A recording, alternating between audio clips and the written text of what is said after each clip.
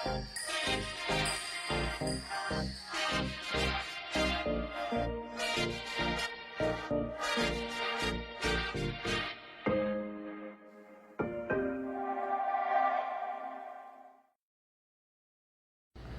napakagandang umaga po, servants of Christ Christian Community, at sa mga sumasama po, magpuri at magpasalamat sa ating Panginoon. Ngayon naman po ay aawitan natin ng mga masasayang awitin ang ating Panginoon.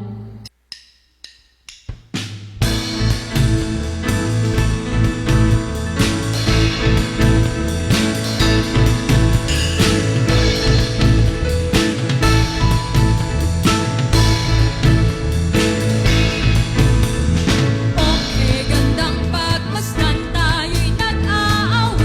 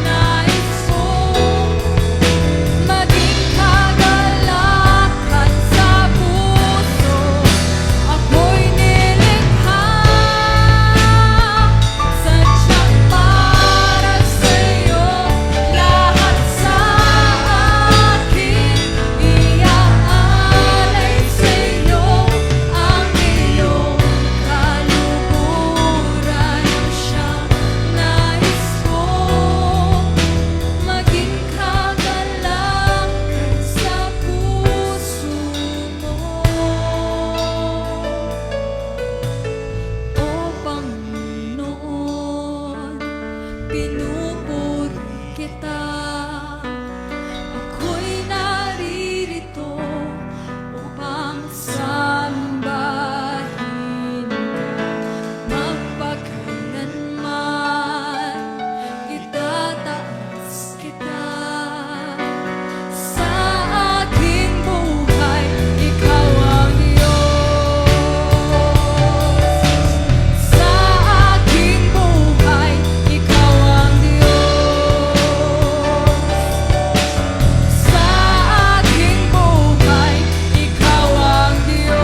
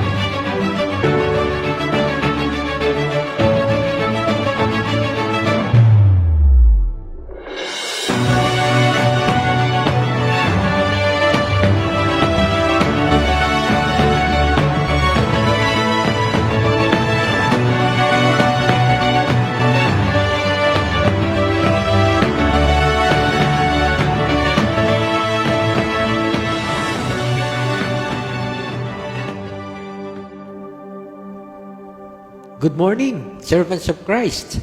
At muli, sa umagang ito, tayo ay makakapakinig ng salita ng Diyos. Pero higit sa lahat, gusto ko pong bigyan ng diin na ngayon po ay First Sunday.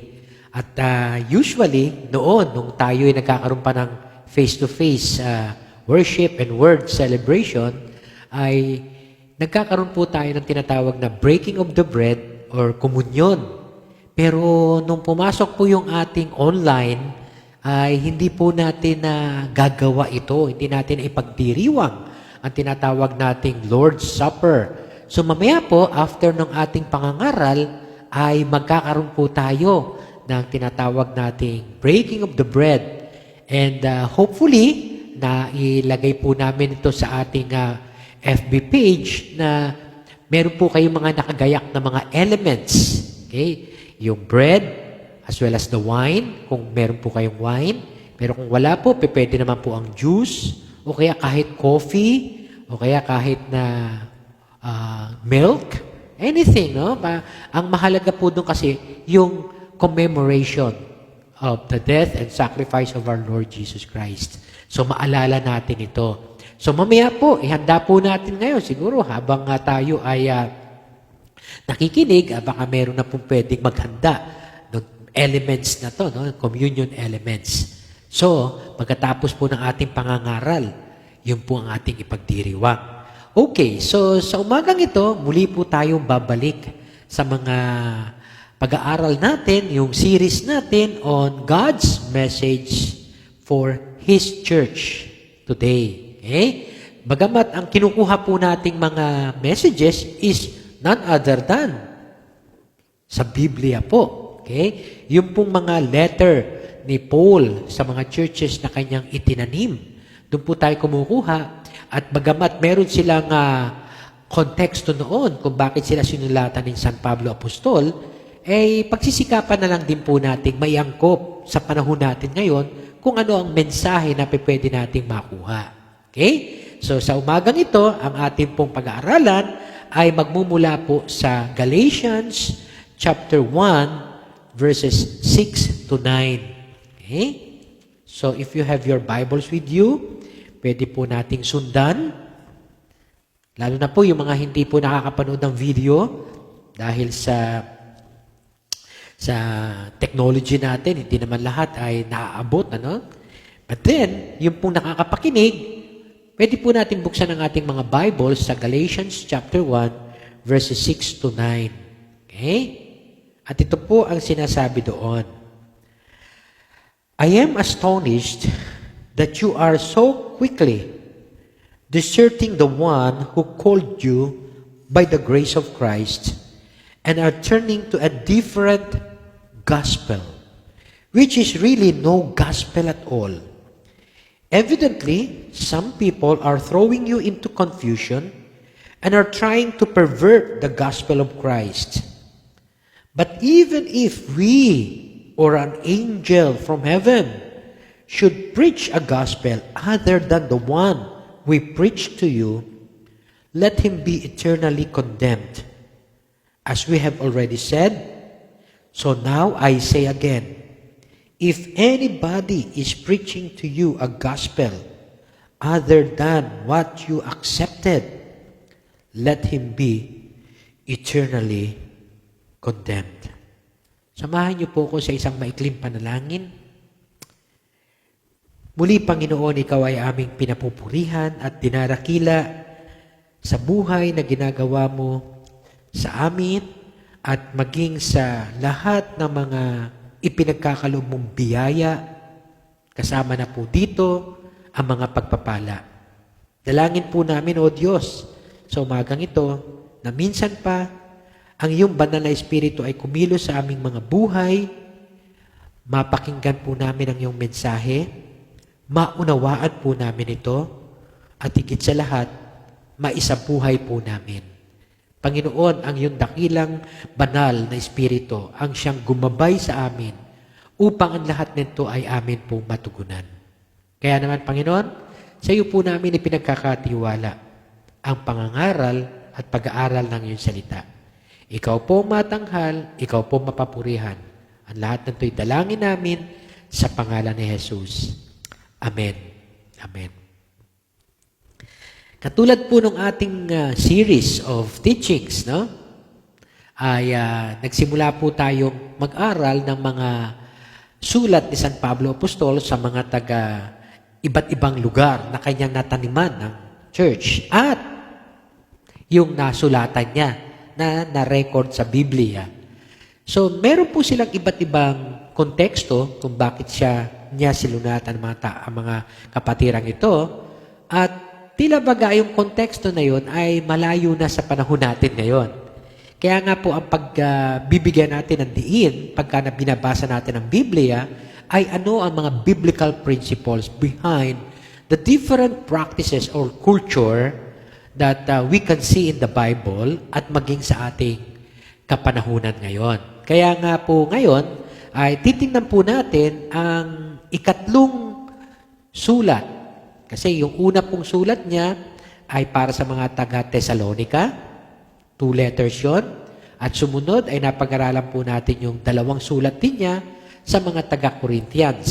Ngayon, ang atin pong pag-aaralan is all about Paul's letter to the Galatians. So tatandaan po natin, ang pinaka-tema po lagi ng ating pag-aaral is what is God's message for us through Paul's letter to the Galatians. Okay? So, binibigyan po muna natin siyempre ng background, paano nangyari at meron po siyang sulat sa mga taga-Galatia at para maging aware tayo kung ano ba ang iglesyang ito. Okay? So, bigyan po natin ng sandaling background. Ang una po, sa Acts 16, verse 6, during Paul's second missionary journey, ay mababasa po natin kung anong naging karanasan niya. Sabi po diyan, Paul and his companions traveled throughout the region of Phrygia and Galatia, having been kept by the Holy Spirit from preaching the word in the province of Asia. So instead na preaching in the province of Asia, Paul traveled through Phrygia and Galatia. So, ang Galatia po is another province yun. Kung paano yung mga nakaraan natin, ang city of Thessalonica is in the province of Macedonia, the city of Corinth is in the province of Achaia, ang Galatia po is a province itself. So, hindi lang siya isang maliit na syudad, kundi napakalaking region. Okay? Galatia. At ang sabi ng karamihan ng mga Bible scholars, ang saklaw nitong Galatia ay Pisidia, Lycaonia, Pamphylia, Perge, Iconium, Pisidian Antioch, Lystra, and Derbe. Lahat ng ito mababasa natin sa Biblia. Ito palang mga lugar na to sakop ng region of Galatia. So imagine niyo, napakalaki ng Galatian province, no? Dahil meron nga po sila tinatawag na North Galatia at saka South Galatia. But then, itong buong probinsya na to ang sinulatan ni San Pablo Apostol. Meaning, maaring may mga iba't ibang churches doon na maliliit, katulad sa Iconium, sa Lystra, sa Derbe, na kung saan mababasa natin to lahat sa Acts. Okay? Na napuntahan niya ang lahat ng mga lugar na to. Nasa isang region lang pala sila, sa Galatia. So, napakalaki ng Galatia at maraming churches ang naitanim doon ni San Pablo Apostol. Then, after his, after spending some time dun sa third missionary journey ni San Pablo Apostol, sabi po sa Acts 18 verse 23, spending some time in Antioch, maaring Pisidian Antioch yon, na nasa province din. But then, they set out from there and traveled from place to place throughout the region of Galatia and Phrygia. So lahat ng mga lugar na to, muli nilang pinasyalan at ang purpose nila is to strengthen all the disciples. Okay? So lumalabas na iniisa-isa ni San Pablo Apostol ang mga lugar doon at nagbibigay siya ng kalakasan sa bawat kapatiran. Pero nung siya ay bumalik sa kanyang journey, nakarinig siya ng mga balita kung ano nangyayari sa Galatian Church. Okay? So, balik uli siya. Pagkatapos ito na ngayon, nakarinig siya ng mga balita kung ano nangyayari sa Galatian Church. So, yun po ang naging dahilan kung bakit si San Pablo Apostol nagsulat ng letter niya to the Galatian Church. Naalala niyo po ba nung itinuro natin yung church in Thessalonica, meron din pong sitwasyon sila doon, kaya sinulatan sila ni San Pablo Apostol. Ang Corinth Church, meron din silang mga sitwasyon doon, kaya sinulatan sila ni San Pablo Apostol. Kung siguro maalala nyo, yung Corinth Church, very problematic. Napakarami ng problemang na-encounter si San Pablo Apostol. At yun ay inisa-isa niya. Dito po sa Galatia, meron po tayong makikitang isang problema lang ni San Pablo Apostol. Pero itong problemang ito, yung kanilang condition ay parang tila napakabigat, mas mabigat kaysa doon sa naranasan ng Corinth Church.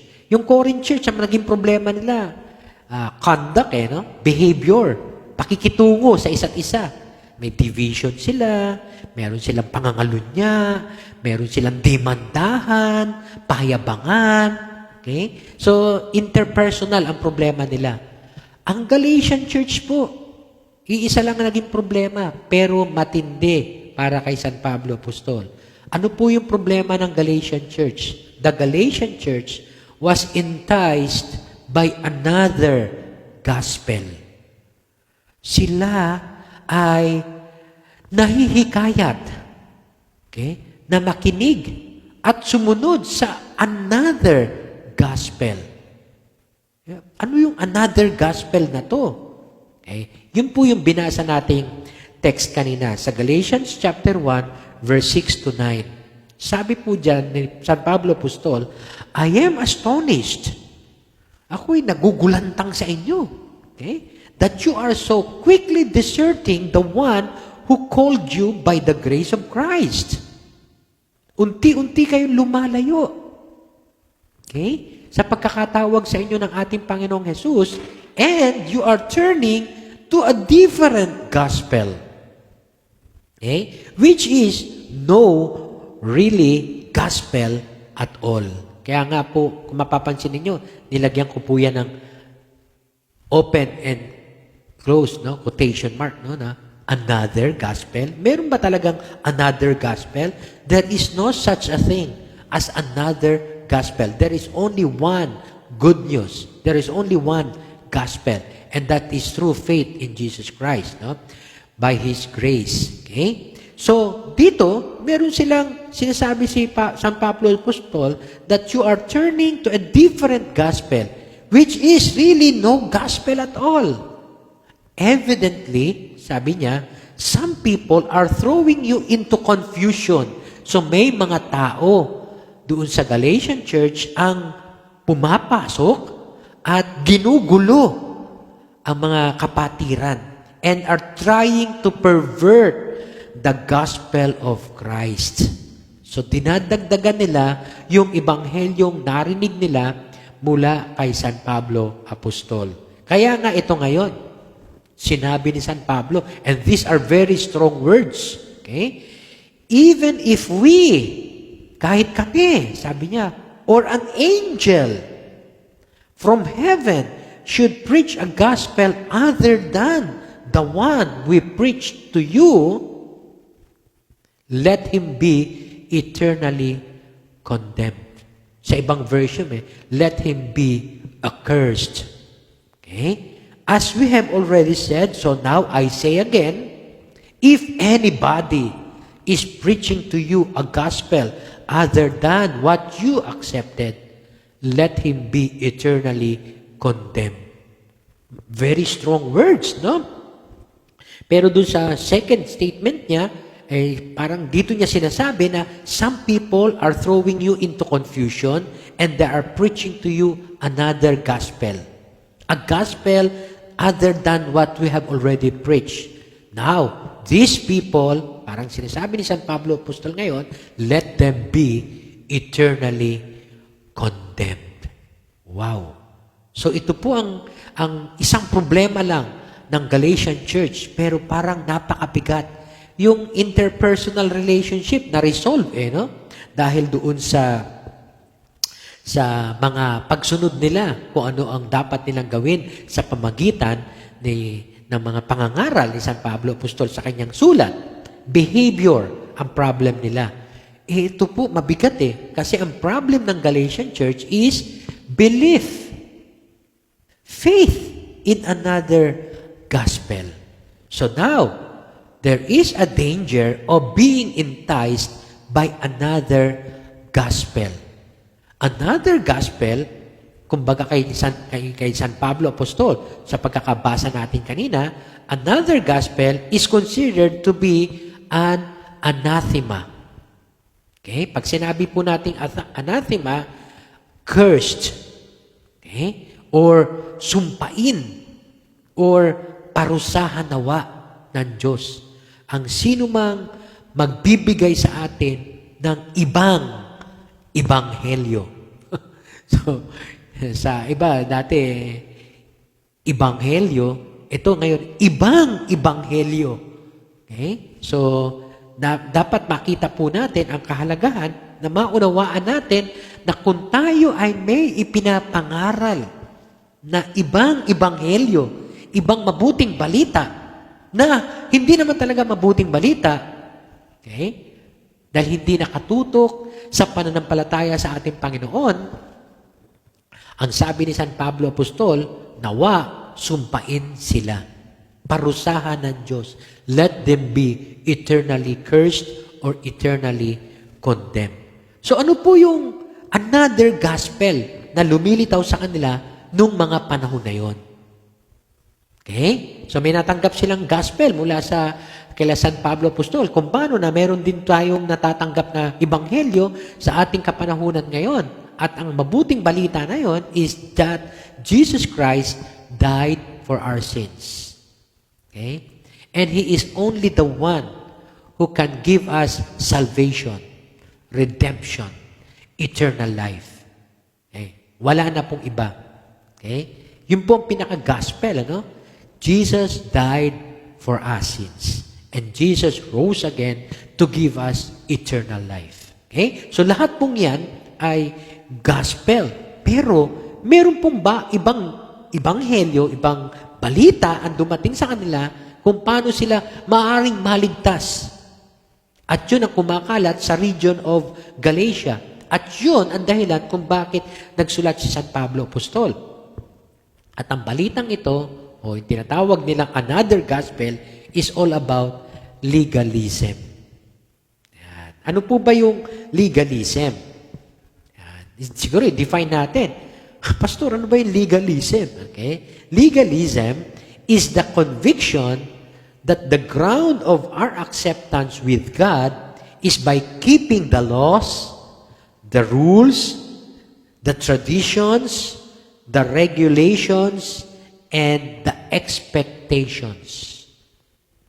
So, yung pong another gospel na to, na mamaya ay naririnig na pala din natin o natatanggap na rin natin, is ito yung paniniwala na tayo ay magiging katanggap-tanggap sa Diyos sa pamagitan sa pagsunod ng mga tradisyon, panuntunan, at mga kaugaliang inaasahan mula sa atin. So, parang hindi natin nakita kung ano halaga ng pagkamatay ng ating Panginoong Yesus. Kasi, ang paniniwala natin para maging katanggap-tanggap ako sa Diyos, that's legalism, ay kailangan maging mabait ako. Pastor, di ba dapat naman talaga? Mamaya, pag-aaralan po natin yun, ano? Di ba, pagka-Kristyano, at saka ang dami kong kilalang Kristyanong mababait. Okay? Yan. Pag-aaralan po natin yan. Gusto ko yung mga ganyang klaseng tanong, no? Kaya lang, ito, isinantabi mo ang ginawa ng Panginoon para sa'yo. Yung bang, hindi ko na kailangan si Jesus. Kasi kaya ko namang iligtas ang sarili ko. Basta ako, wala akong aagrabyaduhin, wala akong gugulangang tao, magiging mabait ako, magkakawang gawa ako, magsisimba ako, linggo-linggo, at magbibigay ako ng malaki sa church, okay na yun. Kahit hindi na ako maging isang born-again Christian. O kaya ay tumanggap sa Panginoon. Mabago niya ang aking buhay. Hindi ko na kailangan yun. Kaya ko nang iligtas ang sarili ko. Yan. Yun po yung tinatawag nating legalism. Okay? Yung pong paniniwala, the conviction that the ground of our acceptance with God, na ang paniniwala na tayo'y magiging katanggap-tanggap sa Diyos, ay sa pamamagitan, yan, ng pagsunod sa mga tradisyon, sa mga batas, sa mga utos ng Diyos, sa mga panuntunan, o sa mga kaugalian na inaasahan mula sa atin. Okay? So mamaya po, matatalakay din po natin, hindi pa dapat talaga, Pastor, sumunod tayo sa utos ng Diyos? Yes, but not to the point that we disregard the finished work of our Lord Jesus Christ. Pag-uusapan po natin yan. Kaya nga po dito, sa Galatians, ito po yung mga verses na binanggit ni San Pablo Apostol patungkol dito sa legalism na to. Know, sa Galatians chapter 2, verse 16, know that a man is not justified by observing the law, but by faith in Jesus Christ. Yun ang gospel ni Paul. Faith in Jesus Christ. At yun ang buong gospel ng Biblia. Faith in Jesus Christ. Pero, merong iba, akala nila, magiging katanggap-tanggap sila sa Diyos kung susundin nila ang utos. Kahit walang pananampalataya. So we too have put our faith in Christ Jesus that we may be justified by faith in Christ and not by observing the law. Observance of the law is legalism. Because by observing the law, no one will be justified. Diba, parang ganito po kuminsan. Ano bang difference nung law? Ang nagiging dating po kasi nila, nagiging legalistic sila sa law. Okay? Sa mga batas, sa mga utos. Okay? Parang nung araw, naalala ko, meron pong isang mag-asawa. Okay? Na may kotse. So, sabi ng lalaki sa asawa niyang babae, Mami, pagka ikaw ay magdadrive, wag ka magsasakay ng lalaki. Okay? Okay. So, yun ang utos. Eto na ngayon. Nagdadrive yung babae. Tapos, nakita niya yung father-in-law niya. Kumakaway. Kasi kilala din yung kotse nila. Kumakaway yung father-in-law, ha?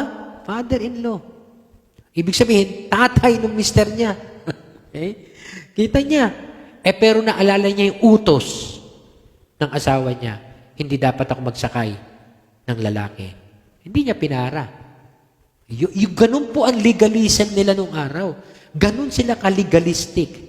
Kaya nga kung mababasa niyo po yung gospel ni Jesus Christ, lagi niyan sinasabi, you have heard before, thou shalt not commit murder. But I tell you now. So nagkakaroon siya ng bago, no? It's not actually bago, kundi ini-intensify niya kung anong spirit of the law, kung ano yung gospel doon. Okay? Noong araw, sinabi na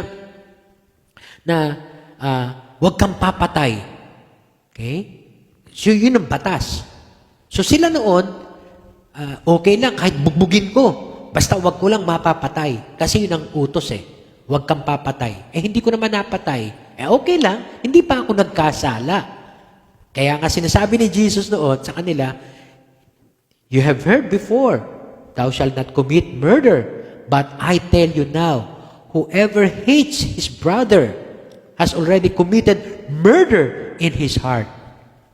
So that's the spirit of the law. It's not only killing the person, but hating him.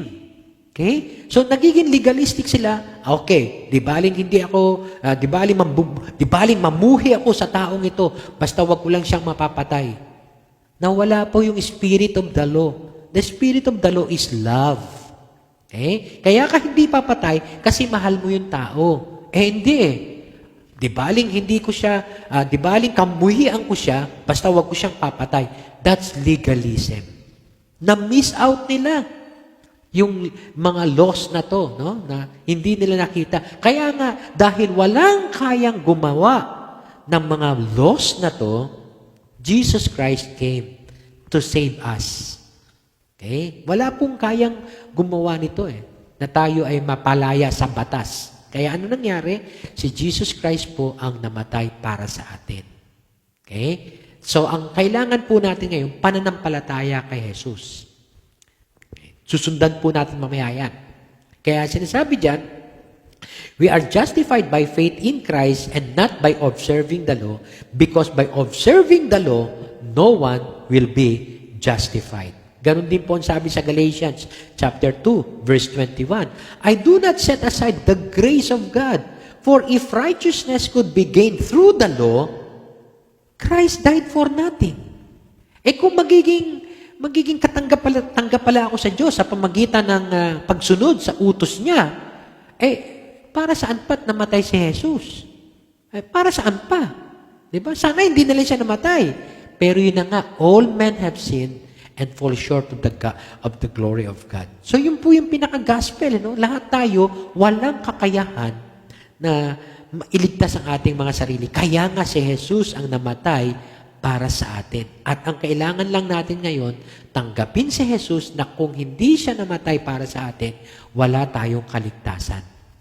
Kaya, yun po yung pinaka-gospel. Kaya lang, pinapalitan nila.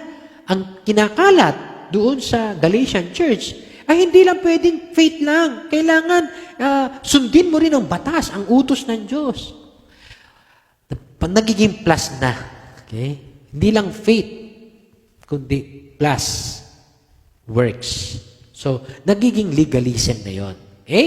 So, sabi rin sa Galatians chapter 5, verse 4, you who are trying to be justified by the law have been alienated from Christ.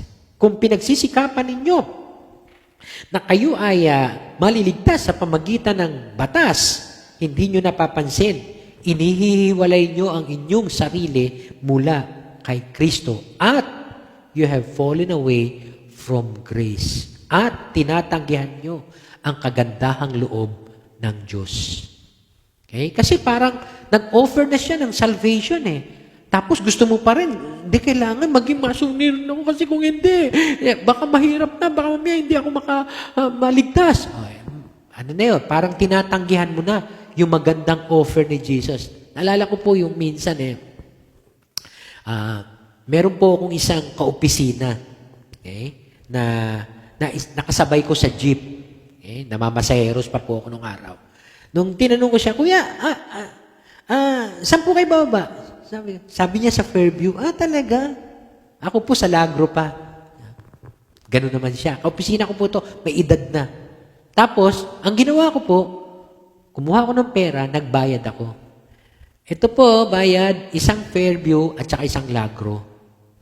Okay? Sabi ngayon nung kaopisina ko, ba't mo ako binayaran? Hayaan mo, huwag mo akong bayaran. Balik niyo po yung bayad, yung bayad niya para sa akin. Balik niyo po sa kanya. Sabi po ng driver, ako hindi po, first time ko po na maka-encounter ng ganun. No, na ayaw magpabayad. Yung iba, talagang thank you agad, di ba? Pero siya, hindi mo ako dapat binayaran. Hayaan mo na. Ako magbabayad para sa sarili ko. Ibalik mo yung bayad niya. Alam niyo po, hindi ako nakakibunon. Pero yung driver ang nagsalita. Yung driver ang nagsalita. Sabi ng driver, Kuya, binayaran na po kayo eh. Ang gawin niyo na lang po magpasalamat. Yun. Ngayon, nagagawa kong illustration yun eh. Okay? Binayaran na po ni Jesus ang kamatayan. Ang ating mga kasalanan sa pamagitan ng kamatayan niya sa krus ng Kalbaryo. Huwag na po nating sabihin, hindi na niya kailangan mamatay pa kasi kaya ko na mailigtas ang sarili ko sa pamagitan ng mabubuting gawa, sa pamagitan ng pagsunod sa butos ng Diyos. Binayaran na nga niya kasi alam ng Diyos na walang sino man ang makapagliligtas sa kanyang sarili dahil lahat tayo nagkasala. So binayaran na ni Jesus, ang kailangan na lang natin, magpasalamat kay Jesus. At tanggapin na yung kamatayan niya sa krus ng Kalbaryo, yun ang kabayaran ng ating mga kasalanan. Okay? Natuwid po, no? Nagulat po ako doon sa driver. Biro mo, hindi ko na kailangan mag-justify pa kung anong dapat kong sabihin. Yung driver mismo nagsabi at nagpaliwanag nung katotohanan na yon. Na ngayon, nagagamit ko sa aking pangangaral. Ganon din po sana ang maging attitude natin. Dahil kung hindi, nilalayo po natin at inihiwalay natin ang ating sarili sa kagandahang loob ng Diyos. So, kung yun po ang kanilang konteksto noon, okay? Ayun ang pinaka-problema nila, legalism. Sa panahon natin ngayon, meron pa rin pong ilan, okay, na nagiging ganito ang kanilang pananaw na kailangan sumunod ako sa Diyos sa pamagitan ng pagsunod sa utos niya. Pero si Jesus, hindi nila kailangan. Meron pa rin siguro mga ilan-ilan. Pero meron po akong isang nakikita na kumakalat din another gospel sa panahon natin ngayon. Okay? At ito yung tinatawag na libertinism o yung pagiging malaya. Tinanggap ko na si Jesus. Kaya ngayon, ako'y malaya na. Hindi ko na kailangang sumunod pa sa kung ano pa mang utos. Basta malaya na ako kasi meron na akong Jesucristo. Abay, teka. Pumunta naman sa kabilang extreme. Itong problemang kumakalat sa panahon natin ngayon. Okay? Yung isa, extreme legalism. Okay? Strict observance of the law without considering the death of Jesus Christ. Okay? Yung finished work of our Lord. Ito namang isa, libertinism. Sobrang kalayaan. Dahil tinanggap na raw niya si Jesus, malaya na siyang gawin kahit ano. Kaya kahit na ako ay maglasing, kahit na ako ay magbisyo, kahit na ako ay mambabae, okay? Na bawal sa law. Di ba? Thou shalt not commit adultery. Hindi. Ang gagawin ng isa naman, malaya na ako eh. Kasi meron na akong Jesus. So, bakit kailangan pa yan? Kahit ano pa mangyari, kahit ako ay lasenggo, kahit ako ay nambababae, dahil meron akong Jesus, ako'y ligtas. Extreme naman ang nangyayari sa nakikita ko sa panahon natin ngayon. Libertinism, no? So, ano ba ang libertinism? Libertinism is the abuse of freedom to satisfy our pleasures on the basis of our deliverance from the bondage of the law and the abundance of God's grace. Ayun, no? So, inabuso naman. Okay? Inabuso ang kalayaang natamo mula sa biyaya ng Diyos sa kanyang kamatayan sa krus ng Kalbaryo at mula sa utos daw ng Diyos, pero yung kalayaang ito ay inabuso to the point na ginagamit ito sa pansariling luho at pansariling pita ng laman. Ang sinusunod naman ay yung laman. Ginagawang dahilan na lang ay ang kamatayan ni Jesus. So, ang sinasabi nila, Kaya daw, ngayong patay na si Jesus, tinanggap ko naman siya sa aking buhay, malaya ako kahit anong gawin ko. Anyway, anytime na mamatay ako, ligtas ako. Dahil namatay na si Jesus para sa akin. Extreme, no? At yun naman po nakikita ko sa panahon natin ngayon, na tila baga maraming tao, ito ang kanilang nasa isip. Basta't meron kang Jesus sa buhay mo, tanggapin mo siya. Then, ikaw ay mapapalaya at ikaw ay maaari mo nang gawin lahat ng gusto mo. Inabuso ang kalayaang bigay ng Diyos. Dahil nga, kung titingnan nga naman natin, sa Galatians chapter 5 verse 1, may binanggit doon, it is for freedom that Christ has set us free. Pinalaya na tayo ng Panginoon. At kaya niya tayo pinalaya para magkaroon tayo ng lubusang kalayaan. But then, sabi niya ni Paul sa verse 13, you, my brothers, were called to be free. But, ito na yung sagot na sa panahon natin ngayon. Nung araw, legalism lang talagang problema nila. Pero siguro, kaya nga nakikita ng Diyos na baka dumating ang panahon na yung kalayaang ito'y maabuso, ito ang salita ng Diyos para sa atin. But, do not use your freedom to indulge the sinful nature. Yan. But rather, serve one another. Yeah, totoo yun. Tinawag tayo ng Diyos para maging malaya. Pero, wag nating gagamitin ang ating kalayaan para sundin ang hilig ng laman. Para sundin ang mga pita ng ating laman at ng mga, kung ano pa mang mga bagay. Kung hindi, gamitin natin yung kalayaan na yon sa paglilingkod sa isa't isa, sa diwa ng pag-ibig. Ayun eh. Kaya alam nyo, ang salita ng Diyos po ay relevant mula pa noon hanggang ngayon. Dahil kahit na legalism ang problema nila noong araw, ay tinatch din po itong issue of libertinism. Okay? Meron na nga. Meron na raw silang Kristo. Tinanggap nila si Jesus. Meron akong Diyos sa buhay ko. Yet, yung kalayaan naman na yun ay ginagamit nila para sa kanilang kalayawan. Okay? So, again, may sinasabi sa San Pablo Apostol, do not use your freedom to indulge in sinful nature, but rather serve one another in love.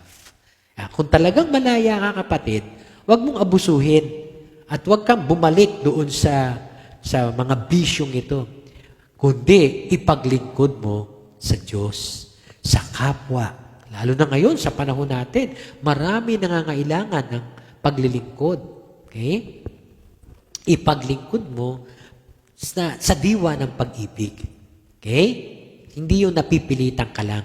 Kundi may pag-ibig kasi. Yung pag-ibig ng Diyos na binigay sa atin, yun ang magiging motivation natin kung bakit din tayo maglilingkod sa iba. Dahil sa pag-ibig na yon.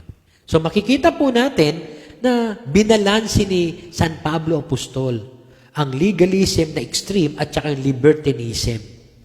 Okay? Dapat nandito lang tayo nakatuon sa ating Panginoong Yesus at yung kanyang utos. Kaya nga merong nagtanong dati sa ating Panginoong Yesus, ano po ba ang dakilang utos? Isa lang ang kanyang binitawang utos, pag-ibig. Kasi lahat ng mga utos na nakasulat po sa Biblia na hindi naman din natin lahat magagampanan dahil napakahirap. Kung babasahin po ninyo yung first 5 books of the Bible, no? Yung Genesis, Exodus, Leviticus, Numbers, and Deuteronomy.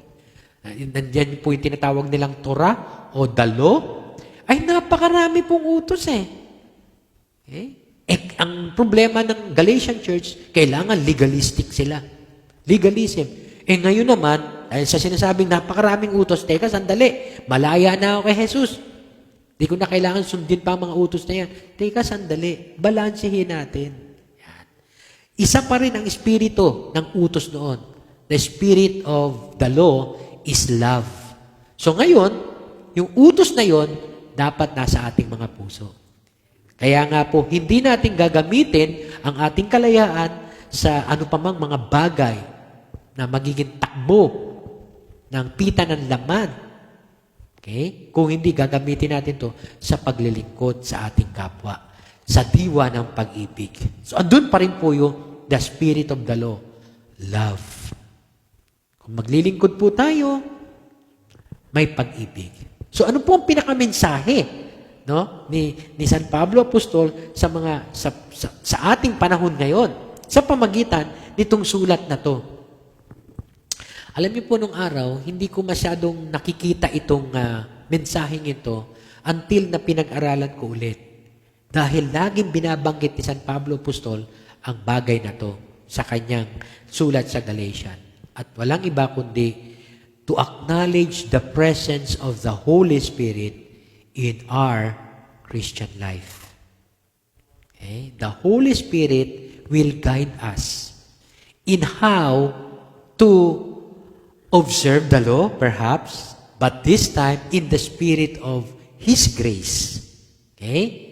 Na susundin mo ang utos ng Diyos, hindi dahil ikaw ay napipilitan o hindi dahil tingin mo yun ang makapagliligtas sa'yo, kundi dahil yun ang gabay ng banal na Espiritu sa ating buhay. So how do we acknowledge the presence of the Holy Spirit in our Christian life? First, we must remember that the root of Christian faith is supported by the work of the Holy Spirit. Ang pinakaugat po ng ating pananampalataya, gawain po ng banal na Espiritu yon. Galatians chapter 3, verse 3 to 5, sinasabihan ni Pablo, ang mga taga-Galatia, "Are you so foolish? After beginning with the Spirit, are you now trying to attain your goal by human effort? Have you suffered so much for nothing, if it really was for nothing? Does God give you His Spirit and work miracles among you because you observe the law, or because you believe what you heard?" So yung pong tanong niya is, again, rhetorical yun. Parang sinasabi niya, God give you His Spirit because you believe what you heard. Yun po yun, Yun yung sagot doon, Kaya nga lang, kung titingnan po natin, ang nagsimula po sa buhay ng isang mananampalataya, nung siya ay tumanggap sa ating Panginoong Yesus, ay ang banal na Espiritu. Ang pinakaugat po kung bakit kaya nating tanggapin ang lahat ng mga problema sa buhay at kung ano paman, yung pananampalataya natin, kung bakit naglagak tayo ng pananampalataya sa ating Panginoong Yesus. Ang pinakaugat niyan ng ating pananampalataya na yan ay suportado ng gawain ng banal na Espiritu. It is the work of the Holy Spirit, not of our human effort. It is the work of the Holy Spirit. Kaya nga po dun sa being born again, natanong ni Nicodemus kay Jesus, tinatanong niya, paano ako magiging born again? Mababalik ba ulit ako sa sinapupunan ng aking ama, ng aking ina, at pagkatapos ay maluluwal uli? Hindi mo naiintindihan. You must be born of the Spirit. Yon. And of water. Yon. Kaya nga po yung pagiging Christian ng isang tao, bunga po yan, o ang pinakaugat po niyan ay ang banal, ang kilos ng banal na Espiritu sa ating mga buhay. Okay? So, sana po maalala po natin na hindi po tayo magkakaroon ng bagong buhay kung hindi dahil sa banal na Espiritu. It's the Holy Spirit. Once we receive Jesus Christ in our lives, we also receive His Holy Spirit. So at the day of our conversion, the Holy Spirit is the agent through which we, sabihin natin, we have this born-again experience. It is the work of the Holy Spirit. Okay? Nothing other than faith is necessary for our salvation. Then new life comes because of faith alone. Now, what makes the difference? Hindi lang tayo may pananampalataya, meron din tayong banal na Espiritu. Once we put our faith in our Lord Jesus Christ, the Lord Jesus Christ will give us His Holy Spirit for us. So, ang ugat po, the root of Christian faith is supported by the work of the Holy Spirit. Second is the growth of Christian faith. So, hindi lang po yung ugat, no? Meron po tayong isang paghahalin tulad dito sa isang puno. Yung ugat po, okay, ay suportado ng gawain ng Banal na Espiritu. Yung pong ating paglago, the growth, the root, the growth of Christian faith naman is supplied by the indwelling of the Holy Spirit. Okay? Yung pong ating paglago sa ating spiritual na buhay o pananampalataya ay binibigay po, pinagkakaloob ng Banal na Espiritu na nananahan sa atin. Okay? Galatians 5 verse 17 to 18, for the sinful nature desires what is contrary to the Spirit, and the Spirit what is contrary to the sinful nature. They are in conflict with each other, so that you do not do what you want. But if you are led by the Spirit, kung tayo daw po'y ginagabayan ng banal na Espiritu, okay, you are no longer under the law. So yung pong liberty na binigay sa atin, yung kalayaan na ibinigay sa atin ng ating Diyos, okay, hindi po dapat kalayaan yon para maging lisensya na magkasala, kundi kalayaan para pakilusin ang banal na Espiritu sa ating mga buhay at masunod kung ano ang kalooban ng Diyos.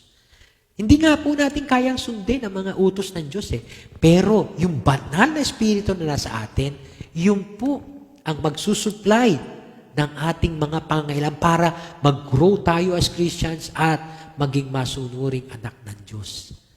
Kaya nga po, napakalaki po ng role ng Holy Spirit, okay, against legalism and against libertinism. Ang pambalansi po dyan is the role of the Holy Spirit. The root of our Christian life is supported by the work of the Holy Spirit. The growth of our Christian faith is supplied by the indwelling of the Holy Spirit. And lastly, the fruit of the Christian faith is sustained by the Holy Spirit. So parang isang puno, may ugat, pagkatapos meron pong katawan na nangangailangan ng nutrients, okay, na sinusuplayan ng banal na Espiritu. At yung puno na yon ay magkakaroon ng bunga. Galatians 5:22, the fruit of the Spirit is love, joy, peace, patience, kindness, goodness, faithfulness, gentleness, and self-control. Against such things, there is no law. Hindi na po natin kailangan ng ano pa mang batas kung meron po tayong bunga ng banal na Espiritu. At ang bunga ng banal na Espiritu na yan ay pag-ibig, okay, kagalakan, kapayapaan, okay, kaamuhan, kahinahunan, kabaitan, katapatan, at pagpipigil sa sarili. Kung meron po tayo nito, okay, parang makikita po natin, masusunod po natin lahat ang utos ng Diyos. Kaya nga po, tama po yung sinasabi natin kanina, hindi ba dapat sundin pa rin natin ang utos ng Diyos kahit na meron tayong pananampalataya? Tama po yun. Pero wag po nating iisipin na para tayo'y maligtas, kailangan sundin natin ang utos ng Diyos. Hindi po. Hindi po natin kakayanin yun. Pero, once na tinanggap natin si Jesus bilang ating Panginoon, ibibigay niya po sa atin ang kanyang banal na Espiritu. At yung banal na Espiritu na yun, ang siyang ugat ng ating pananampalataya, ang siyang nagsusustain ng ating paglago, at siya rin pong magbibigay ng bunga sa ating mga buhay. Okay? Kaya nga po, the fruit of Christian faith is sustained by the Holy Spirit. Mga kapatid, wag na wag po tayo mag-attempt na isipin na ang ating Christian life can be fulfilled even without the Holy Spirit. That's a no-no. Kailangan po natin ang banal na Espiritu ng ating Panginoon. It is the Holy Spirit who gives us the power, the sustenance, and the fruit. So as a conclusion, okay, sa atin pong mga napag-aralan ngayong umagang ito, let us not be enticed by another gospel that may be spreading in the world today. Rather, let us move from what we can do for God, kung anong pwede natin gawin para sa Diyos. Let us move from that to what God has done for us. He gave up His life for us, and the Holy Spirit is part of that blessing that God has given us. The Holy Spirit who has taken root, causes growth, and sustains us the fruit we needed in our Christian life and in our ministry. The Holy Spirit is very important in one's Christian life to avoid legalism and avoid libertinism. Manalangin po tayo. Muli, Panginoon, salamat po. At minsan pa, ang iyong banal na Espiritu ang siyang kumilos sa aming mga buhay upang maunawaan po namin ang nais mo na magkaroon kami. Isang pananampalatayang nababatay sa ginawa mo, O Diyos, at hindi sa kaya namin gawin. Patawarin mo po kami, Panginoon, kung akala namin ay kaya namin iligtas ang aming mga sarili sa pamagitan ng pagsunod sa mga utos mo. Nakita po namin na lagi kaming fall short. Marami kaming mga nagagawa na hindi namin kayang masunod ng lubusan. Kaya naman pala, Panginoon, namatay ka sa krus ng Kalbaryo upang ikaw ang magdala ng lahat ng mga kasalanan namin. At ikaw lamang ang tangi na nakasunod sa lahat ng utos ng Diyos Ama. Kaya naman, Panginoon, nawa ang bawat isa maunawaan ng lubusan na dapat lamang kaming magpasalamat at manampalataya na sa ginawa mo sa krus ng Kalbaryo, ito po ang kaligtasan namin. Hindi sa pamagitan ng aming sariling gawa, kundi sa pamagitan ng biyaya at pananampalataya sa iyo. Panginoon, salamat din po dahil ngayon namin din lubusang naunawaan na sa sandaling tanggapin ka namin, ipinagkakalob mo rin sa amin ang iyong banal na Espiritu na siyang nagdudulot sa amin kung bakit kami nagkaroon ng pananampalataya, na siyang nagbibigay sa amin ng paglago sa aming pananampalataya, na siyang nagbibigay din sa amin ng bunga sa pamagitan po ng pag-ibig na binibigay mo po sa amin. Ang banal na Espiritu mo pala, ang tanging magbibigay sa amin ng kalakasan para masunod din namin ang mga kalooban mo, ang iyong mga utos. Salamat po dahil hindi mo kami iniwan na walang kakayahan pa rin. Sa sandaling sumampalataya kami sa iyo, binigay mo sa amin ang banal na Espiritu upang magkaroon din kami ng kapangyarihan na masunod din namin ang iyong mga utos. Lalo't higit ang Espiritu ng iyong mga utos. Walang iba kundi ang pag-ibig. Salamat po, O Diyos. Salamat po.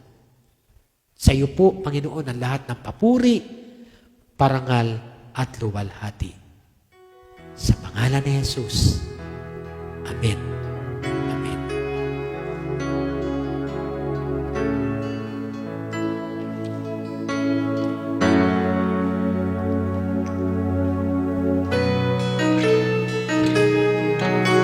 Ito ang tinapay ng buhay, kanin mo makibahagi.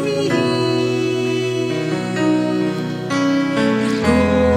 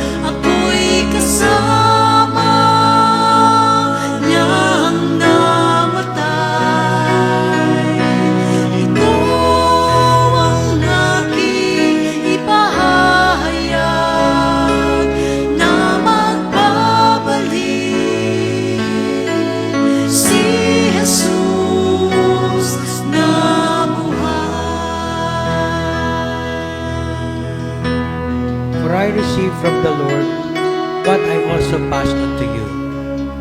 The Lord Jesus, on the night he was betrayed, took bread, and when he had given thanks, he broke it and said, "This is my body, which is for you. Do this in remembrance of me." In the same way, after supper, he took the cup, saying, "This cup is the new covenant in my blood. Do this in remembrance of me. For as often as you eat this bread and drink this cup, you proclaim the Lord's death until he comes." Brothers and sisters, let us now partake the bread and the cup of our Lord Jesus Christ.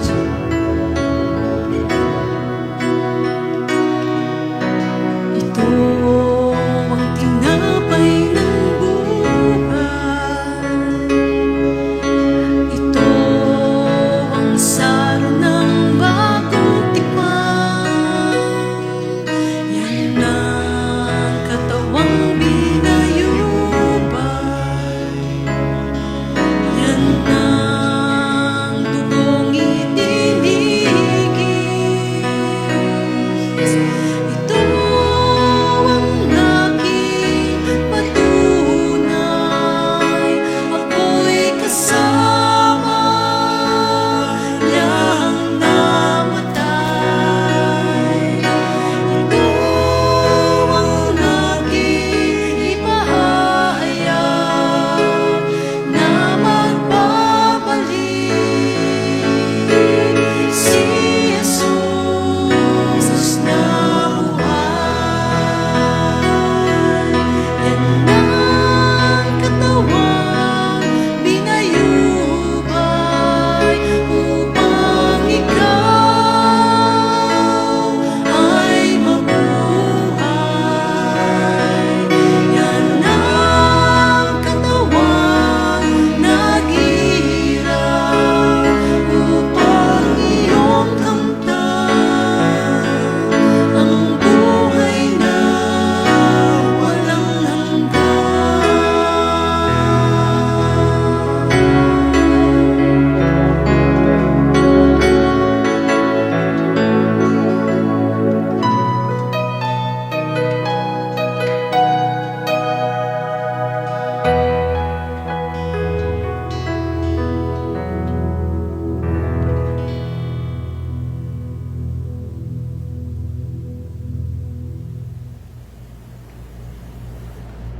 Nawa ang pagpapala ng ating Diyos Ama, ang biyaya ng ating